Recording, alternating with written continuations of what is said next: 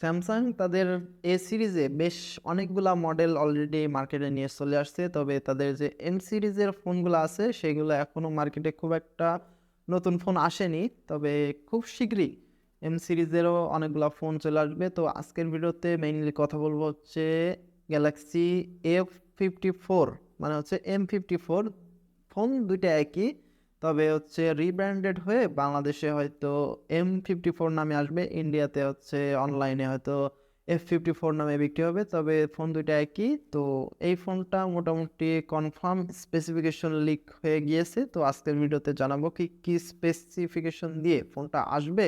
ফোনটাতে ডিসপ্লে হিসেবে থাকবে 6.7 ইঞ্চির ফুল এইচডি প্লাস রেজলিউশনের একটা সুপার অ্যামোলেড ডিসপ্লে। অবশ্যই এখানে হচ্ছে হাই রিফ্রেশ রেট থাকবে। আর এখানে প্রসেসর হিসেবে থাকতে পারে খুব সম্ভবত তাদের নিজস্ব তৈরি এক্সিনোস 1380 এই চিপসেটটাই কিন্তু তাদের গ্যালাক্সি A54 এই ফোনটাতে ইউজ করা হয়েছে। খুবই ভালো একটা চিপসেট মিড বাজেটের জন্য। এই ফোনটাতে ক্যামেরা হিসেবে থাকতে পারে পেছনে টোটাল তিনটা ক্যামেরা সেটআপ, যার মেইন ক্যামেরা থাকতে পারে 108 মেগাপিক্সেলের ওয়াইএস যুক্ত ক্যামেরা, এছাড়া হচ্ছে 8 মেগাপিক্সেলের একটা আল্ট্রা ওয়াইড শুটার, আর 2 মেগাপিক্সেলের একটা ইউজলেস কোনো একটা সেন্সর দিয়ে দিবে। খুব সম্ভবত এমন সেটআপে আসবে। সেই সাথে হচ্ছে ফ্রন্ট ক্যামেরা 32 মেগাপিক্সেল হবে। আর এম সিরিজের ফোনগুলো মোটামুটি ভ্যালু ফর মানি ফোনগুলোর কাতারে থাকে। দাম অনুযায়ী স্পেকগুলো অনেক বেশি বেশি দেয়া থাকে। তো তাদের গ্যালাক্সি M54 এই ফোনটাতে ব্যাটারি হিসেবে থাকবে 6000 mAh এর battery. It's a huge.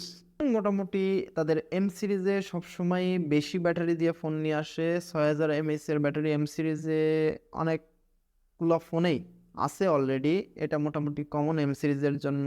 6000 mAh এর ব্যাটারি এটা মোটামুটি কমন। তো এই ফোনটাতেও 6000 mAh এর ব্যাটারি থাকতে পারে, সেই সাথে হচ্ছে 25 ওয়াটের চার্জিং সাপোর্ট। তবে আশা করা যায় যে এইটার মধ্যেও চার্জার আপনারা পাবেন না, আলাদাই কিনতে হবে।